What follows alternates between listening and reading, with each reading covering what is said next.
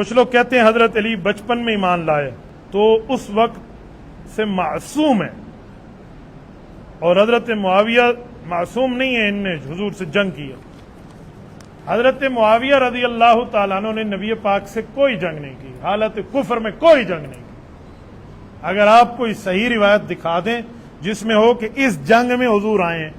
اور اس جنگ میں حضرت معاویہ کافروں کی طرف سے مل کے لڑنے آئے ہیں، اس جنگ کا نام آپ بتا دیں، انعام مجھ سے لے لیں۔ حضرت معاویہ کو تو ان کی اماں جان حضرت ہندہ رضی اللہ عنہا نے پڑھنے بھیجا تھا ملک شام ایک یونیورسٹی میں، اتنے ماہر کاتب بنے تھے کہ ان کے مقابلے میں لکھنے والا کوئی نہیں تھا، پڑھے لکھے آدمی، اس زمانے کے یونیورسٹی کے ٹاپر ہیں، ایسے نہیں۔ حضرت معاویہ وہ بندے ہیں جن کے لیے کہا جاتا ہے نا کہ عرب کے 4 ذہین ہیں، ان میں ایک ذہین حضرت معاویہ کا نام ہے۔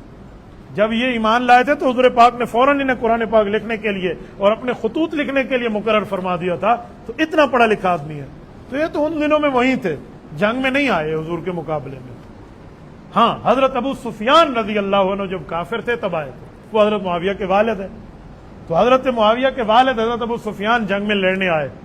حضور کے مقابلے میں، بعد میں چلے گئے، پھر اللہ نے دل میں ایمان کا گھر کرایا تو انہیں کلمہ پڑھ لیا۔